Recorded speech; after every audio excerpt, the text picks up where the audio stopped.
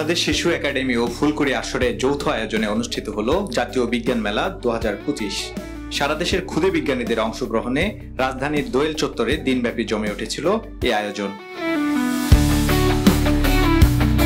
শনিবার সকাল থেকেই বাংলাদেশ শিশু একাডেমি প্রাঙ্গণ পরিণত হয় শিশু কিশোরদের মিলন মেলায়। অনূর্ধ্ব দশম শ্রেণী শিক্ষার্থীদের অংশগ্রহণে সারা দেশের 48টি ক্লাব থেকে 120টি প্রজেক্ট প্রদর্শিত হয় জাতীয় বিজ্ঞান মেলায়।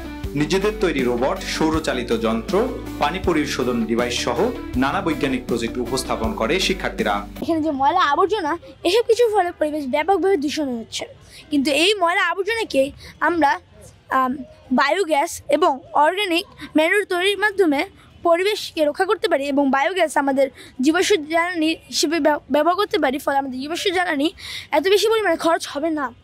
এবং আমাদের এখানে দেখানো হয়েছে যে জীবাশ্ম জ্বালানি খরচ করে বিদ্যুৎ উৎপাদন করা হচ্ছে, যা সব জায়গায় ছড়িয়ে দেওয়ার চেষ্টা করা হচ্ছে।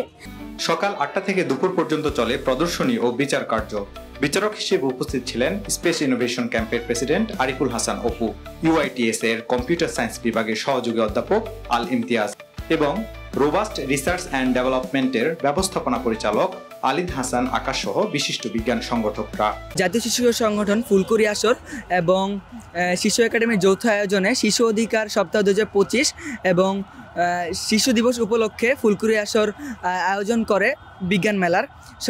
সকাল 8টা থেকে বিজ্ঞান মেলার সকল প্রজেক্ট প্রদর্শনী শুরু করে বিচারকরা। তারপর এখন চলছে বিজ্ঞান প্রজেক্টগুলো যে প্রদর্শনী হয় সেগুলো বিচারকরা বিচার করে এখন সেই পুরস্কার বিতরণ অনুষ্ঠান চলছে। আর দিনব্যাপী মেলায় ছিল বিজ্ঞান কুইজ, রুবিক্স কিউব প্রতিযোগিতা, মজার বিজ্ঞান প্রদর্শনী, 3D সৌরজগৎ মডেল ও ভ্রাম্যমাণ বিজ্ঞান বাস, যা শিশুদের আকৃষ্ট করে তোলে আরো বেশি।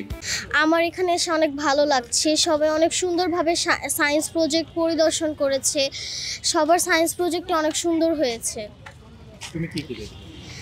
আমি এনভায়রনমেন্ট দেখেছি, প্লাস অনেক কিছুই দেখেছি, রকেট এগুলো দেখেছি আমি।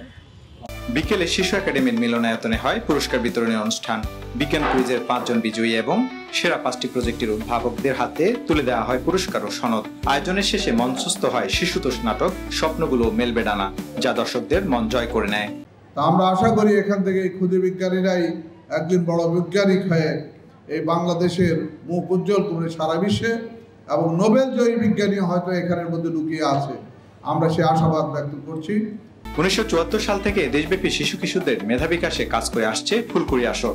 এর আওতাধীন ফুলকুড়ি বিজ্ঞান চক্র নিয়মিত বিজ্ঞান ক্লাস, বই বিতরণ, বিজ্ঞান মেলা আয়োজন ও বিজ্ঞান ভ্রমণের মাধ্যমে শিশুদের হাতে কলমে বিজ্ঞান শিক্ষা দিয়ে যাচ্ছে। দেশজুড়ে বিজ্ঞান চর্চা ছড়িয়ে দিতে এমন আয়োজনই হতে পারে নতুন প্রজন্মকে উদ্ভাবনী চিন্তায় উদ্বুদ্ধ করার পথপ্রদর্শক।